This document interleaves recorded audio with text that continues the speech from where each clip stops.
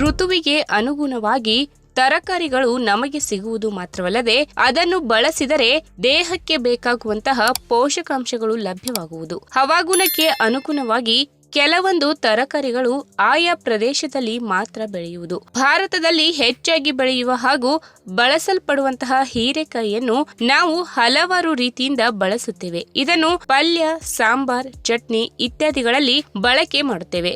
ಇದು ತುಂಬಾ ರುಚಿಕರ ಕೂಡ ಹೌದು. ಇದರಲ್ಲಿ ಇರುವಂತಹ ಹಲವಾರು ರೀತಿಯ ಪೋಷಕಾಂಶಗಳು ದೇಹದ ಪ್ರತಿರೋಧಕ ಶಕ್ತಿ ವೃದ್ಧಿಸುವುದು ಮತ್ತು ದೇಹವನ್ನು ಅನಾರೋಗ್ಯದಿಂದ ಕಾಪಾಡುವುದು.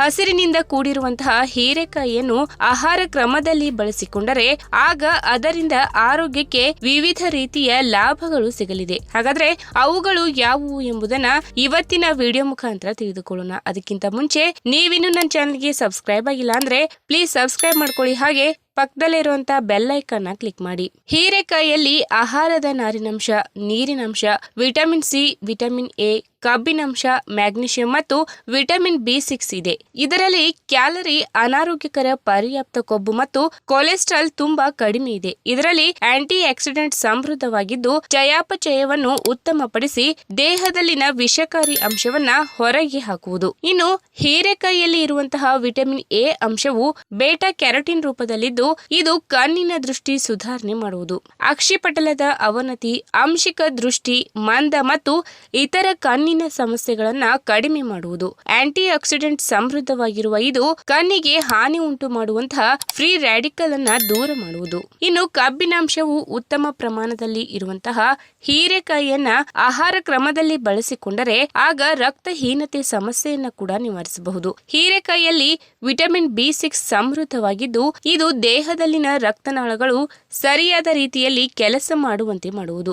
ದೇಹದ ಎಲ್ಲ ಅಂಗಾಂಗಗಳಿಗೆ ಸರಿಯಾದ ರೀತಿಯಲ್ಲಿ ರಕ್ತ ಪೂರೈಸಲು ಇದು ಸಹಕಾರಿಯಾಗಿದೆ. ಹೀರೆಕಾಯಿಯಲ್ಲಿ ಕ್ಯಾಲರಿ ತುಂಬಾ ಕಡಿಮೆ ಇದ್ದು ಇದು ಪ್ರೋಟೀನ್, ಕಾರ್ಬೋಹೈಡ್ರೇಟ್ಸ್ ಮತ್ತು ಕೊಬ್ಬನ್ನು ಸರಿಯಾದ ರೀತಿಯಲ್ಲಿ ಜೀರ್ಣಿಸಲು ನೆರವಾಗುವುದು ಮತ್ತು ದೇಹದಲ್ಲಿನ ಕೊಬ್ಬನ್ನ ನಿವಾರಿಸುವುದು. ರಕ್ತದಲ್ಲಿನ ಸಕ್ಕರೆ ಮಟ್ಟವನ್ನ ನಿಯಂತ್ರಿಸುವ ಜೊತೆಗೆ ಇದು ದೇಹದ ತೂಕ ಕಾಪಾಡಿಕೊಳ್ಳಲು ತುಂಬಾ ಸಹಕಾರಿಯಾಗಿದೆ. ಇನ್ನು ಹೀರೆಕಾಯಿಯಲ್ಲಿ ಉತ್ತಮ ಪ್ರಮಾಣದ ನೀರಿನಂಶವಿದ್ದು ಇದು ಆಹಾರದ ನಾರಿನಂಶವನ್ನ ಕೂಡ ಹೊಂದಿದೆ. ಇದರಿಂದ ಹೀರೆಕಾಯಿಯನ್ನು ಸೇವನೆ ಮಾಡಿದರೆ ಆಗ ದೇಹಕ್ಕೆ ನೀರಿನಂಶ ಹಾಗೂ ನಾರಿನಂಶವು ಸಿಗುವುದು.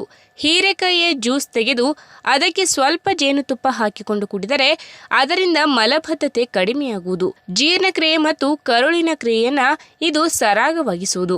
ಇನ್ನು ರಕ್ತದಲ್ಲಿ ಇರುವಂತಹ ವಿಷಕಾರಿ ಅಂಶಗಳು, ಆಲ್ಕೋಹಾಲ್ ಮತ್ತು ಇತರ ಬೇಡದ ಅಂಶಗಳನ್ನು ಹೀರೆಕಾಯಿಯು ತೆಗೆಯುವುದು. ಹೀಗಾಗಿ ಇದು ಯಕೃತ್ನ ಆರೋಗ್ಯವನ್ನ ಕಾಪಾಡುವಲ್ಲಿ ಪ್ರಮುಖ ಪಾತ್ರ ವಹಿಸುವುದು.